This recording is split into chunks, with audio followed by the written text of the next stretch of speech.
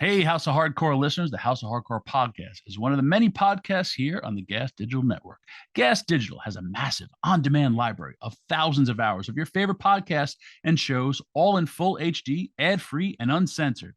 As a Gas Digital member, you get a unique user profile, access to the new live chat during a show's premiere, and all the newest full length episodes of your favorite Gas Digital shows days before they come available to the public. Sign up to gasdigitalnetwork.com and use the promo code HOH, and you get a 7-day free trial on us to see if you like it. And if you decide to stay after the 7 days, you get an additional $1.50 off of your membership every month.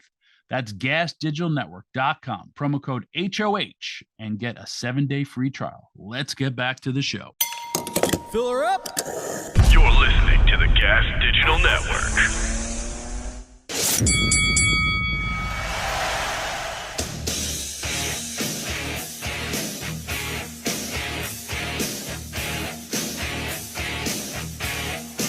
Ladies and gentlemen, your host for the House of Hardcore podcast, Tommy Dreamer.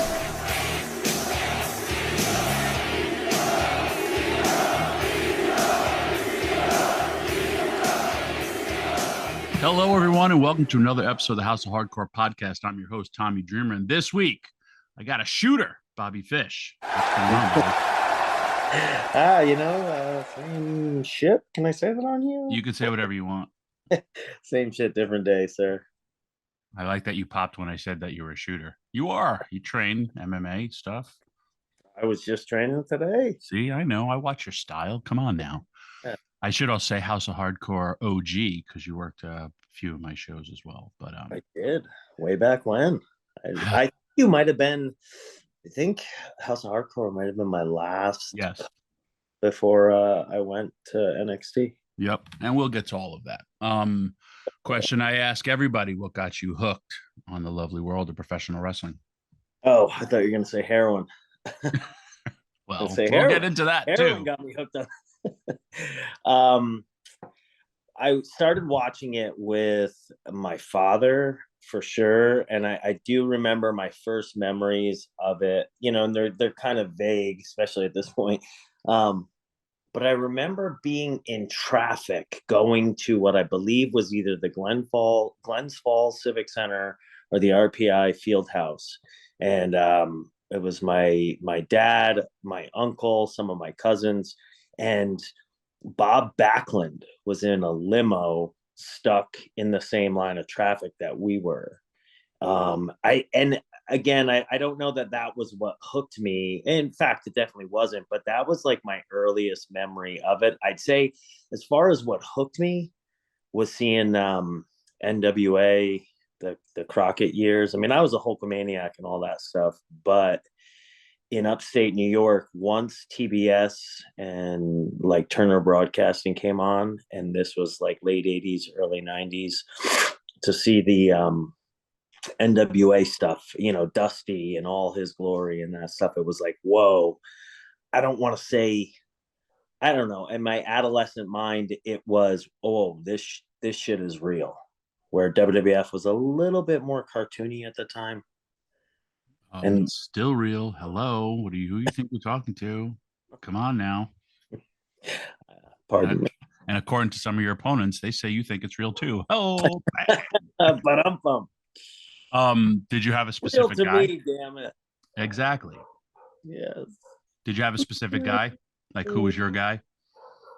I was a big Sting fan. I think Dusty might have been the first guy that like hooked me because it was gritty. He was gritty, and he didn't like the picture was a little smoky, and it was Saturday mornings, and I don't know, they were probably showing a Starrcade or something, and here's Dusty bleeding buckets on a Saturday morning, and I'm 13, and I just I loved it. Yeah, that was my guy. He's my hero. He's the reason I'm in this. When you talk about the difference, the polished and the grainy, WWE was that always to me too. Like I would always say, like, not that I knew what sports entertainment was, and I was a big fan as well, big Hulkamaniac, but it was that the NWA, like you said, was real, and it was just like WWE looked like a fine television show or a movie, as opposed to NWA had that underground real feel to it, where they Yep. were they were talking the people in at times too. It was just two totally different products that I I hate that the fact that there's generations of people that won't get to see that, because I feel like everyone tries to follow the norm, as and they shouldn't. It should just, if your team is going one way, if WWE's the machine, then the other company's got to go the other way. And at times it was going that way, but then at times I feel they're back on the same path, which I hate, because it needs to be different. I mean, I've done a lot of these. Hell, I've done way too many of these House of Hardcore podcasts where everyone talks about why they got into it, but it's always for different reasons why we view professional wrestling and why we love it. Yeah. Yeah. The So, story for everybody is unique. yep, I love everybody's journey, and I'm sure I'll find out some different things about you that I didn't know. So, you grew up upstate New York. Yep. How do you then want to pursue? Because you're around the time too, internet is How do you become a professional wrestler? I got into I found it as a career late by wrestling standards. I went to college. I wanted to play football. By the time I got a bachelor's degree in English, and by the time I was done, I kind of saw the writing on the wall that like I wasn't going to make a living playing football. I worked out for a couple of arena teams, which I probably still would have had to have a job in the off season, and I didn't make either team. And I was just kicking around. I was bartending and trying to figure out what it was going to be. Any attempt at a 9 to 5 or something regular just didn't feel right. I was working for a marketing company, and that was the first time like I had really traveled outside of New York State. I happened to be at a FYE. I don't even know if they still have those. But I saw the Dynamite Kid's autobiography. It caught my eye. And the reason was because I was a big Dynamite fan, but when he left WWF, I just thought he stopped wrestling. And like you said, it wasn't the internet age. Like you didn't really. So I was unaware of the career he had in Japan prior. I was unaware of the stuff he did in Canada after, et cetera, et cetera. So I read that book. It was right around the same time that Tough Enough had come out. So it was a bit more exposed as to like, okay, how you do this. When I was a kid, I had no idea. Right. So I knew like I had to get trained, blah, blah, blah. I found a guy by the name of Jeff Leibold.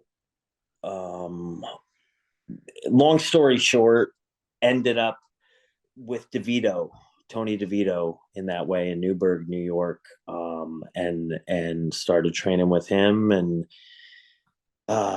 yeah.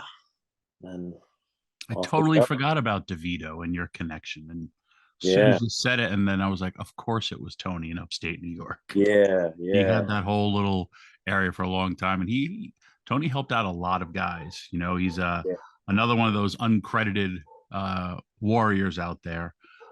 He's an unsung hero in my world, because like I would call him periodically over the years, and like things that he said to me that really didn't make sense to me at the time, but I acted like they did.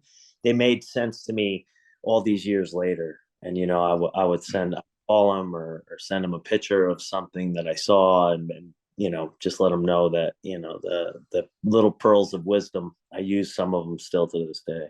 You have no clue how many times I say, gosh, Johnny Rods was right. Ugh, Yeah. Paul Heyman was right. Ugh, Vince was right. Like Yeah. all these people that helped me, or like, their philosophies. I'm like, oh my gosh, they were right. I'm wrong. Like still to this day. I love it though. It's like you said, you send the guy a picture and stuff. He lives down by you, I think, now in Florida. He does. I moved to Ormond Beach like a year ago, and we did an independent a few months back. I think we're 2 exits away from each other. Nice. Yeah, we're close. So now you're doing indies. Yep. What is your first break in the biz? Um, I gotta consider it Pro Wrestling Noah in Japan. I was probably about 5 years in. That was the first time that I, made money that was like money, you know. Right. Um, I was only getting paid when I would go over for tours, so it wasn't like I could lose the jobs on the side. I think I started substitute teaching at that time because Noah would contact me, and I'd have like a month's notice or whatever that they were bringing me over, but it'd be for 3 weeks, sometimes a month, and then I'd come home and I kept losing jobs. But substitute teaching was something that, like, once you were in the system, you could black yourself out on the days that you weren't going to be there. So like I could go away for a month, come back. But Noah was definitely the first break that I had in the business. I like is it irony where you read a book, you don't know about a career about somebody else's in Japan, and now Yeah. you go to Japan. This is why I love wrestling. Like it's such an amazing journey. Um, Yeah. Yeah. to go back to that book, which is another really, really good book. I had broken my back and my neck at the same age as Dynamite. And I remember reading that book when I was hurt. Yeah. Worst book to read because, you see the picture of him in a wheelchair and everything. And it was one of those Uh, defining moments for me where I was like, and I'm in the ECW, I was like, I don't know, because I was facing surgery. Do I want to not have surgery? And I'm just like, ugh. Like, yeah. but that book, a very, very good read for all our wrestling listeners out there. I remember crying reading that book because of the current state of how I was. And I was like, Or I don't want to be in a wheelchair. right. So then after Noah is Ring of Honor. Yeah. I'd say chronologically that was about it. I had a couple, like, inwards to Ring of Honor previous to getting to working regularly there, that none of them just really panned out. And that was around the same time that I was working for Noah. Um, and then Noah's business had slowed down quite a bit.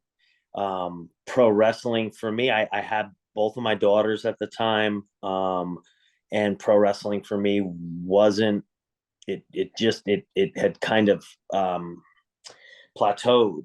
So I was thinking, maybe I would at least stop pursuing it as much as I was, and maybe just take I had an opportunity for a decent job, like 60 grand a year. Um, and I was thinking about, doing that, and just wrestling as a hobby here and there. And Ring of Honor at that time, Delirious had taken over. I knew him in passing, and I remember that the weekend that I was going in for them, I was like, okay, well, if this pans out, then maybe we'll see where it goes. And if it doesn't, like, I think it was a job at Target. It was a warehouse distribution center, and that was right near where I lived in Saratoga Springs, New York. And I was like, yeah, I'm gonna take it. Um, but as fate would have it, things worked out that weekend. I think I worked QT Marshall in a dark, and then did something else, and they were going to bring me back for more dates, but nothing really regular. That started to kind of come together over the next couple months. And they said, I'll give you 60,001 cent more. And you said, I'm in. I think, I'll be honest, I think my first contract with them, and I don't want to blow up spots here, but I think was 40 grand a year. But I was blown away by the fact that, like, wait a second, you mean you can get a wage that pays you, it's not per appearance? That can happen in pro wrestling? Like, wait a second. And that was the realization of, like, wow, I guess I can maybe make a living doing this. And then you're allowed to also do indies and Mm-hmm. stuff like that. Um, if just a total sidebar for what we're talking about, like how you started, how I started, completely different, and that whole thing, like contracts weren't guaranteed when I started. For you, it was a little different. But if you really do think about, like, there's a whole new generation of wrestlers that are making money outside, like as a wrestler, but making a living with all the other things that come with it, whether it's Twitch, whether it's all these t-shirts, cameos, all these things that weren't available to us, where I don't think they realize. I mean, you also said you had a family, man. And this isn't like you pursuing your dream. You have other people that rely on you for your success and, putting a roof over their head, paying bills, which is a lot of responsibility that is just like, it's so taxing on your brain. Like, and I'm going to give up, which is sort of kind of my dream, but I always say real life gets in the way of our dreams. Yeah. Well, it's awesome that you were able to do that, and they were able to be there for you. Whether you're driving an old classic or a real piece of junk, the car market is hot. And that's why I want to tell you about rockauto.com, the one-stop shop for all parts you need to keep your car on the road and in pristine condition. Rockauto.com has been in business for over 20 years. They have every part you need in stock at amazing prices. No reason to run around to different stores, websites, or auto shops. Rock Auto has what you need in stock now. And guess what? Rockauto.com prices are always reliably low. That means they do not change prices based on what's going on in the market. This isn't like an airplane ticket, a hotel, or beef at the grocery store. You won't need to constantly check to see if what you need is available and if now is the best time to buy. Rock Auto keeps it simple and has everything in stock at reliably low prices. So go to rockauto.com. They make it easy to maintain your car and save money. It feels good knowing your car is in top condition. Once more, rockauto.com for great prices on auto parts, and tell them we sent you. There's a box when you check out to put it in our show name, and that's the House of Hardcore podcast. The prices are too good for promo codes, so let's get back to the show. I don't know how long you were there for in Ring of Honor. Was it a while? Yeah, we did at least like 5 years, and then that was kind of where Kyle and I were put together as a tag team, and then that's when New Japan had requested to bring us over. And at that time, I was still working for Noah as far as I knew, but their tours had slowed way down. The money was, money wasn't good, so people were doing less tours. And I think I may have done, 1 or 2 tours the previous year. So when New Japan came knocking, it all worked out. Noah, I had their blessing, and when we started working for New Japan, and then things really seemed to really kick off for us once we started working for New Japan and Ring of Honor. Do you have a favorite moment in Ring of Honor? Yeah, I mean, there's a few. Like, we had a couple matches. I say we because I'm talking about Kyle and the tag team. We had a really, man, I get confused. We had a few different good ones with the Bucks that really seemed to be such a clash of styles, right? That the chemistry was not expected. But it was just there instantly. So those were really cool. Those are definitely highlights. I'll say winning the TV title, I guess, I don't know, because I'm not one of those guys. Like, I mean, I know what this is. Like, somebody wrote you in. Yeah, but you also, I get that, but it's also, they wrote you in because they felt like you're good at what you do. I think that's a big, like, you could be, it's different. Like, there was wrestlers back in the day that looked the part but couldn't do it, but then it was like, well, we'll put them with guys who can make them look good, as opposed to, especially a Ring of Honor style, that no one actually wins a title in wrestling, but you're chosen because you can carry that ball in those people's eyes.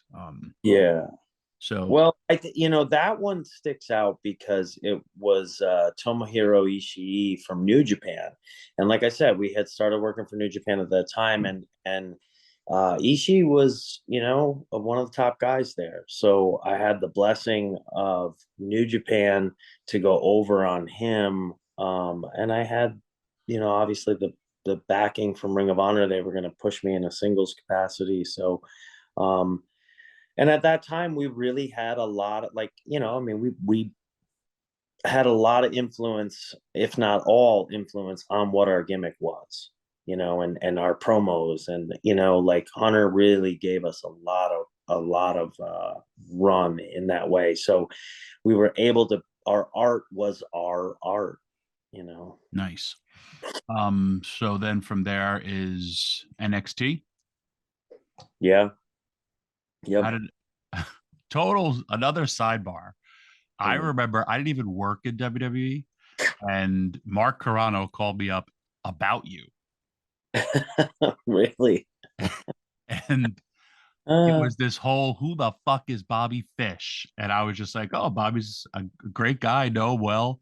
He's like, "Well, he was booked, and then he wasn't booked, and now we're signing him." And I was like, "I don't know anything about this, but I'll never forget a random call from a good old WWE. And who the fuck is Bobby Fish?"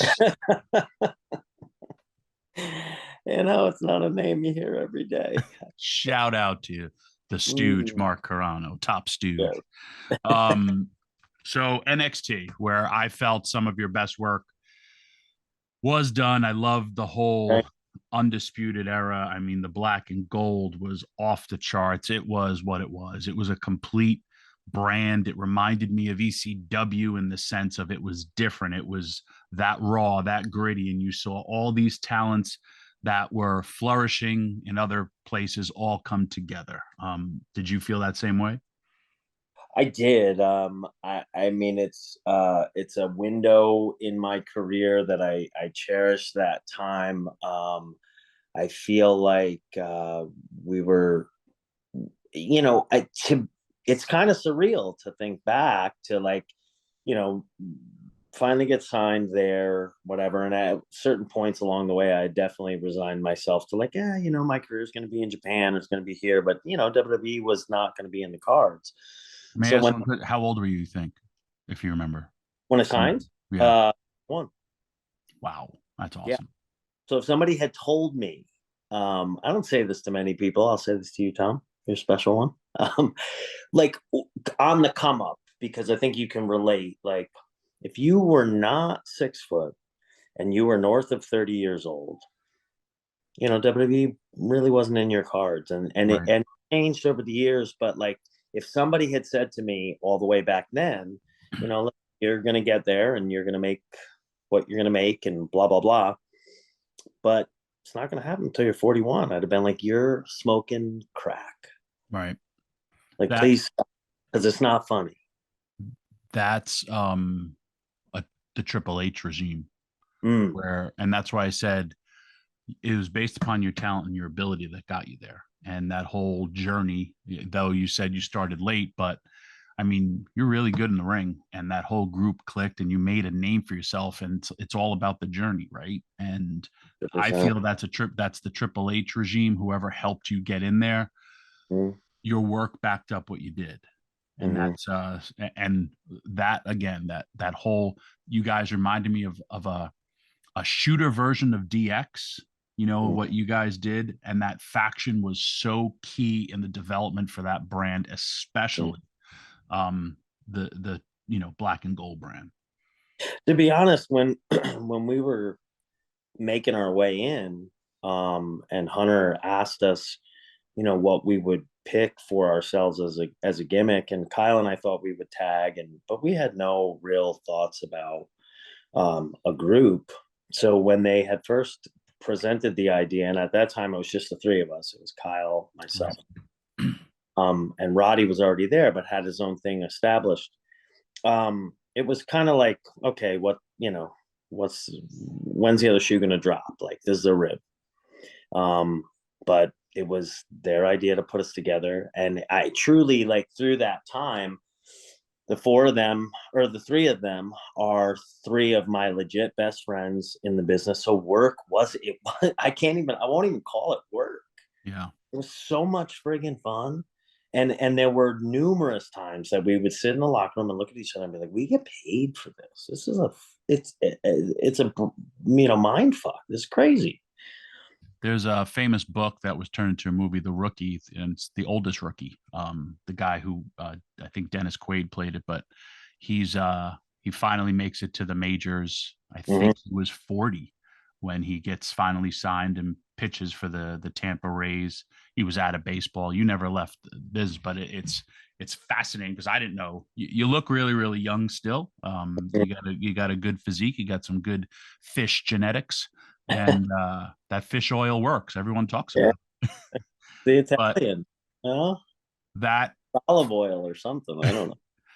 Again, and I'll keep saying it, that group was so over, and it was four guys. You were over like in like the Four Horsemen. Individually, everybody's over. As tags, everybody's over. And it was such a key core group for a brand that everybody loved. And I mean, now you're wrestling in front of I loved when, even though they were running up against pay-per-views, with WWE, but I mean, packed houses everywhere, Brooklyn, Toronto. It's insane to think like back-to-back sellouts, for these shows. It was such a cool time. Of course, everything comes to an end. Yeah. Especially I think COVID was a big factor with a lot of that as well. You got a favorite NXT moment? A few. I would probably say the second War Games. For whatever reason, all four of them were special. To think that knowing what a fan Hunter was of the NWA, the stuff I talked about before, so he had to be a fan of the War Games, and knowing that in this generation's rendition of the War Games, we were almost his horsemen. Right. Is another surreal realization that I've come to. And those four, we were kind of synonymous with them. The second one, I don't know. I feel like we kind of had our bearings a little bit, and we were able to get real creative with that one. I really love the second War Games. And then there's another match. I believe it's Takeover Philadelphia. It was me and Kyle. We opened up the show against AOP. That one's pretty special to me. Paul Ellering was ringside for them. Right. And they were basically LOD, and we got to be Arn and Tully. Talk just playing the role, and it was like being a kid and playing. I almost didn't feel like it was me. I love it. It's surreal, and I love the fact that you're realizing that you're having these moments in the moment, because a lot of people don't. I'm one of them. I never really enjoyed ECW until it was gone, but then I missed it. Like it was the girlfriend that broke up with me because it wasn't there anymore. And but I'm very cool that you're able to have those moments. I didn't start having those moments because they were so far and few between for me in WWE, is why I really, really appreciate them. Like crowds, good matches, like length of matches. But and you carried your group carried a brand. Now your time is up in NXT. You go to AEW. A nice little run. You were there about a year. Yeah. Yep. The buzz that when that whole group, and it was a lot of speculation. Again, it's also COVID. There's injuries. There's a lot of things that kind of sort of I feel go south with that. But there was a lot of, again, moments, but it wasn't what it was. And it was rumblings of everyone wanted to see how, because that group was so prominent in NXT, would it happen in AEW? And I just, for whatever reason, it didn't happen. Do you got a favorite thing happening in AEW or? I really, because it was one of the first times in a long time, and especially on national TV, that I can remember having a good lengthy match with a quality opponent. This one was a young opponent, but who just gets it, in my opinion. But Darby Allin, the match that I had with him, I think it was one of my last ones with AEW.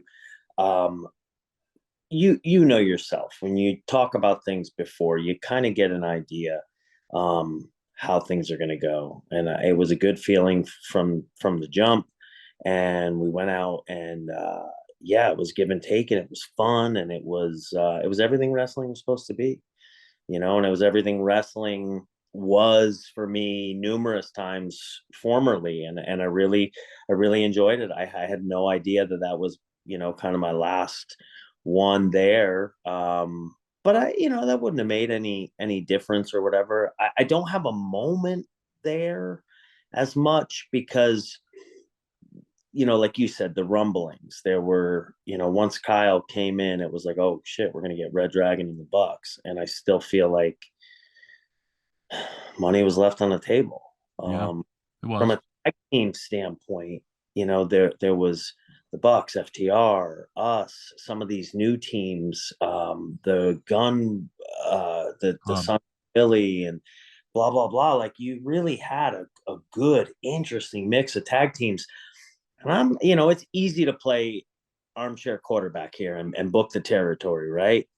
But I was just thinking, okay, we got to do a Crockett Cup type pay-per-view where it's just all tags. Never happened.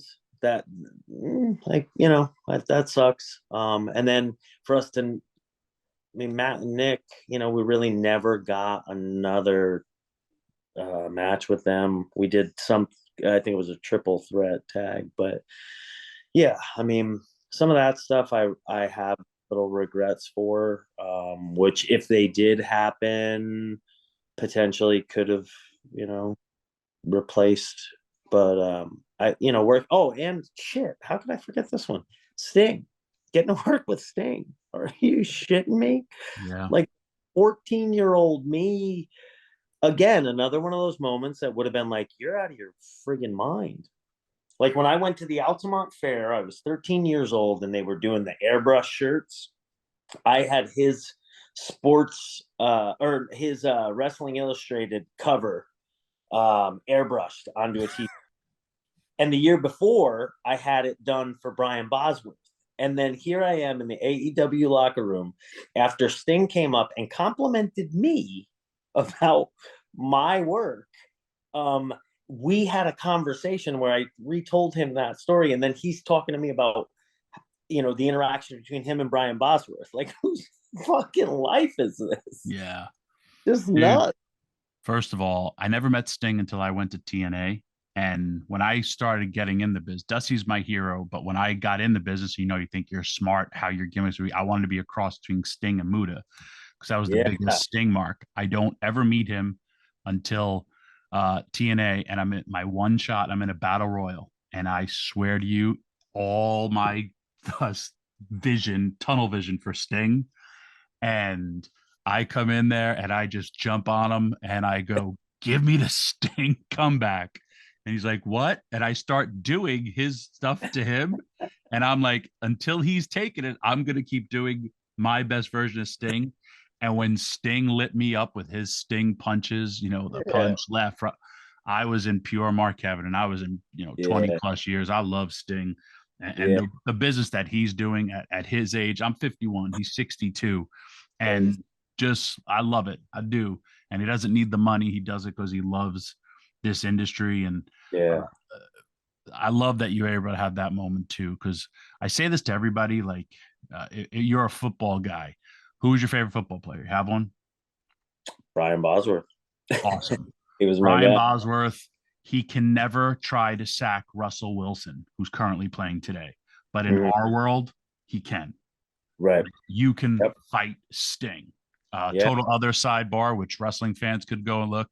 Go and you'll pop for this because you know the guy. Halloween Havoc in Philadelphia.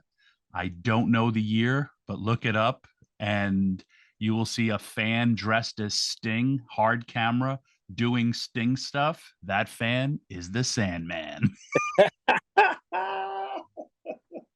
Beating his chest all throughout the show in full face paint. Blonde hair. Oh, it's great. Shout out to you, Hack. At the end of the day, And that's how we all should be. Yeah. I'm gonna end it on that. Oh no, I don't want to end it on that. I, it's funny. You came to Impact recently. Mm-hmm. You showed a lot of personality on the microphone, and that's kind of how I know you. Mm-hmm. And a lot of the talent know you as that as well. But fans in the ring, I think, know you as like this straight shooter type of like fighter, as opposed to like, man, like when you walked into the locker room, all the Ring of Honor guys started doing like galloping noises on their The legs, horse. and like gave you this Horse. nice intro, and like you have a unique personality, which I always saw, and you and I always got along great, but it's just, I think it's the different side of what people perceive as opposed to what people really know, the character as opposed to the person. My theory on it is this: is the highest profile stuff you do is under the WWE umbrella. And on my way to getting there, like in Ring of Honor and whatever, where we had, kind of influence, I created this character and I talked a lot, and I never stopped running my mouth. And a lot of times when Kyle and I tag together now, you'll hear me at ringside. I just talk shit the whole time because that's my comfort zone. My father was a ball buster. He was sarcastic as hell, and he comes out of me whether I want him to or I don't. When I was in NXT, within a couple months of doing promos as the group, I was kind of iggyed that, like, hey, Adam's, the piece that's gonna do the talking. And then Heyman actually came in and had just talked to us about some stuff. And one of the things he mentioned was like, you have a role, and you guys are great in this group, and you're great individually. And the key is going to be bringing out those, like highlighting the differences between each of you. And so I'm looking at that going, all right, well, if Adam's kind of the mouthpiece, I know I can talk, like I know I can blow, but like, why am I going to compete with that when I can be something else? And Kyle can be something else. And then eventually Roddy came in. And so, like, I was playing my role, and my Right. role wasn't, okay, so I'm in Top Gun. I'm not, well, no, Tom Cruise isn't Maverick. I'm Maverick. Like, no, you're the one signing my check. Like, I'll be the best of what you want from me that I can give you. So I kind of parked a lot of that stuff, and I purposely was quiet and added color here and there. And then I think because new fans, the turnovers there, they saw a guy doing this version, and they weren't privy to the stuff that came before that, and the fact that I can talk and I don't get tongue tied. And I mean, for crying out loud, I was an English major. You know, it's not to say I'm smarter than anybody else by any stretch. Christ, I'm definitely dumber. Like, I'm dumber than my wife for sure. She corrects me all day long, but it just, yeah, I think that's what happened, and then people forgot that, oh, he can talk. You showed so much personality, and I love that fact. Like when you were out there, you smiled. You look like an old school lounge host that was out there to like welcome the crowd, warm everybody up, and like, hey, by the way, you're gonna see this. But like you had that comfortability, and you already said it because I hadn't seen you. Like, man, it's been so long that Yeah. I've actually had this in my hand to do this, because like you were known as this, and I did. I love the whole segment, and now that you're in Impact Wrestling, it's going to be in your hometown. So I look forward to some cool things happening for you, as well as the other stuff to say in this business, as you can very much, you're a walking testament. Never say never about opportunities or matches that can happen, because in some places in universes they can, and I do love that. How can fans find you on socials? On socials, the Bobby Fish on Instagram and Twitter, same handle. The Undisputed podcast with Bobby Fish. We've been dropping them on Wednesday mornings, sometimes afternoon, depending on the edit. But those Pro Wrestling Tees store, we are actually dropping Wednesday the first podcast T-shirt. design has been approved, and we're going to put it out there. Probably start filtering some stuff, involving the podcast to my Pro Wrestling Tee store for a while until we figure out, where else we're going. Well, that's awesome. Well, look forward to seeing you this weekend, and thanks for being a guest on this week's episode of the House of Hardcore podcast. See you, buddy. Thank you, sir.